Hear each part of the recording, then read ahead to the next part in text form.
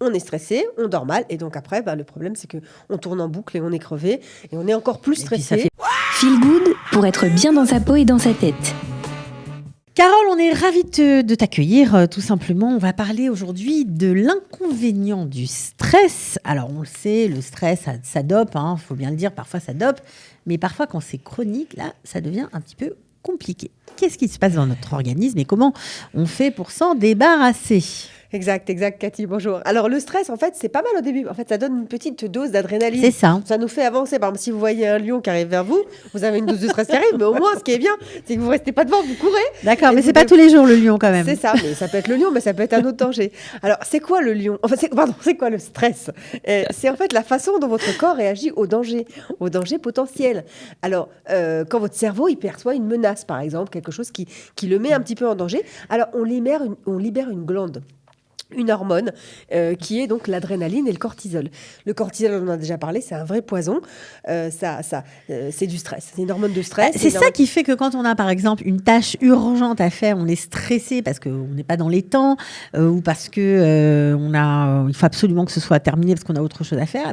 Finalement, au lieu de se dépêcher et d'être super efficace, c'est exactement le contraire qui se passe. On est paralysé. Mais vous savez pourquoi ? Parce qu'en fait, ça bloque, ça augmente notre rythme cardiaque, notre flux sanguin. Ça peut paralyser nos muscles et en fait, c'est néfaste. En fait, c'est néfaste pour nous. C'est une vraie réaction biologique qui n'est pas bonne. Alors, attention, si c'est un petit stress par-ci par-là, ça va. C'est quand ça devient chronique, qui en fait, plutôt que temporaire, que là, ça devient grave. Parce que qu'est-ce qui se passe quand le corps est constamment stressé ? Ça, c'est donc des médecins, Cindy Jayard et Joel Kahn, qui ont fait donc des recherches en médecine sur les inconvénients du stress. Le stress chronique, il perturbe premièrement le sommeil. Comme on l'a vu déjà plusieurs fois, le sommeil, on sait que c'est pour récupérer de notre vie. Bien sûr. D'accord ? Ouais. Et ce qui se passe, c'est quand on est stressé, on a un sommeil qui est très difficile. On a du mal à s'endormir, on se réveille dans la nuit, on est agité. Donc déjà, on dort pas top.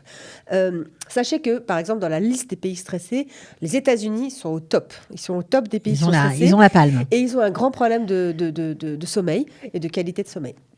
Donc le problème, c'est qu'on a un vrai cercle vicieux. C'est-à-dire, on est stressé, on dort mal, et donc après, le problème, c'est qu'on tourne en boucle et on est crevé, et on est encore plus stressé. Et puis ça fait plein d'autres dégâts, parce que quand on dort mal, on grossit, forcément. On grossit. Alors ça c'est aussi le deuxième désavantage, parce que quand on est stressé, on n'arrive plus à faire les bons choix alimentaires. On pense que on a faim alors qu'on n'a pas faim. On est juste fatigué, on est juste stressé, et on va se jeter sur la bouffe, mais de manière sans réfléchir en fait. Pourquoi ? Pour avoir du réconfort. Parce que simplement. Et vous n'allez pas manger des brocolis quand vous êtes stressé. Ça c'est sûr. On est d'accord. Non, ça dépend, quoique, mais bon. On va ouvrir le paquet de chips ou des beignets. On a l'impression que ça nous apporte tout de suite en fait du réconfort. Du réconfort. Et puis, encore une fois, j'adore dire cette phrase parce que je trouve que c'est vrai. On a tous grandi avec une maman ou une grand-mère qui nous disait « Ma fille, ne pleure pas, ne sois pas stressée, viens, je te fais un bon gâteau. » Et c'est vrai que du coup, on associe stress, gâteau, et fatigue, gâteau. Vous voyez ce que je veux dire ? Donc, tout à fait. Sucre, en tout cas. Ça, c'est la deuxième chose. Donc, voilà. Et, pour le sport, on dit que c'est très important. Vous vous rappelez ? Alors, ce qui est fou, c'est que le sport, c'est un remède contre le stress, puisqu'en fait, on arrive à sortir tout ça. Donc, c'est vraiment super. On sort nos toxines en faisant du sport. La seule chose, c'est que quand on est stressé, on a la flemme d'aller faire du sport. C'est-à-dire qu'on se dit « Ah non, moi, j'ai trop de stress. Là. C'est pas possible. Réunions, pas aujourd'hui, demain, je suis crevée. Je vais pas faire de sport. » Du coup, dommage, vous rentrez dans une spirale qui est dommage, c'est pas la bonne. Du coup, vous n'arrivez pas à réduire votre niveau de stress. D'accord. Alors, qu'est-ce qu'on fait quand on est comme ça, dans une mauvaise spirale, on va dire ? On fait comment pour se motiver ? En fait, il faut vraiment vous pousser, on va dire, à y aller. Il faut en avoir conscience, peut-être. Prendre du temps. Alors là, encore l'histoire du temps. Il faut prendre du temps pour faire du sport. Quand vous savez que vous avez une période de stress, par exemple, qui va arriver, par exemple, vous avez des réunions importantes, etc. Ce qu'il faut faire, d'abord, c'est vous bâtir votre programme alimentaire à l'avance. Pas vous retrouver le soir quand vous arrivez dans votre réunion et qu'il n'y a plus rien à manger. Il faut vous faire des nuits de sommeil à l'avance où vous gagnez déjà en sommeil. Il faut vous faire des shabbats où vous dormez à fond pour récupérer les heures. Voilà. Et puis surtout, faut vous préserver. Faut vous préserver, c'est-à-dire que les femmes, alors bizarrement, on est presque plus stressés que les garçons, hein, que vous sachiez, que les hommes.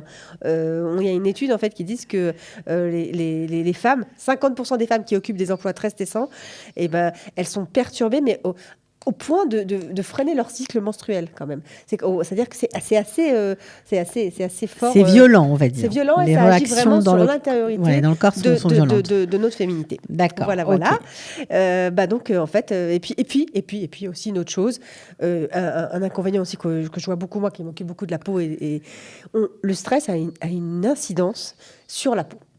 C'est-à-dire, soit la personne va développer des petits boutons d'acné, ou alors elle va développer des plaques d'eczéma, ou du psoriasis, ou de la rosacea. En fait, il y a une vraie corrélation entre le stress et la peau. Donc bien sûr, si on veut savoir comment se calmer, toujours la méditation, la cohérence cardiaque, vous vous rappelez, on en a parlé, prendre du recul et se dire, lâcher prise en disant que de toute façon, c'est pas nous. Tout ça, on a appris. On peut toujours le revoir en revoyant les feel good précédents. C'est important. Mais sachez qu'il y a des périodes de turbulence. On va les passer, on va y arriver, mais il ne faut pas qu'elles soient constantes. C'est pas possible qu'elles soient D'accord. constantes. Alors, ça veut dire que quand on est dans un stress chronique, il faut arrêter. Il y a quelque chose qui ne va pas.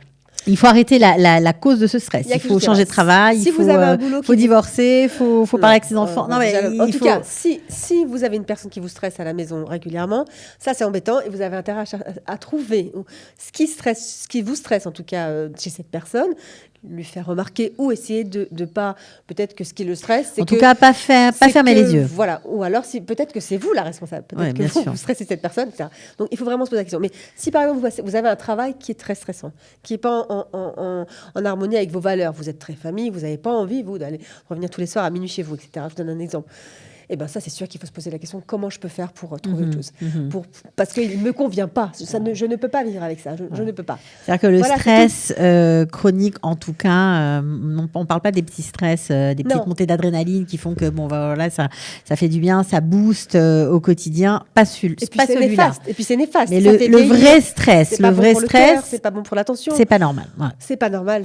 C'est pas bénéfique. C'est pas bénéfique. Alors, si on veut faire de vieux jours, comme on dit, et en bonne santé, moi je dis qu'il faut quand même alterner. C'est comme une voiture, elle fait des sprints, elle fait des trucs, elle ralentit. Non mais c'est vrai, il faut on alterne ou alors on prend les mesures nécessaires, on a du courage et puis on se préserve, on arrête ces situations. Ou alors on évacue. Voilà, on évacue, respiration, on sort dehors, on va respirer. C'est important. Il faut être conscient déjà de tout ça, en tout cas. Il faut être conscient. Merci de nous mettre le doigt dessus. Voilà, les inconvénients du stress, on en aura fait la liste. On va les éliminer pour se sentir bien. C'était Feel Good avec Carole Carat. Merci beaucoup d'avoir été avec nous. Merci Cathy. Ciao. Ciao. Feel Good pour être bien dans sa peau et dans sa tête.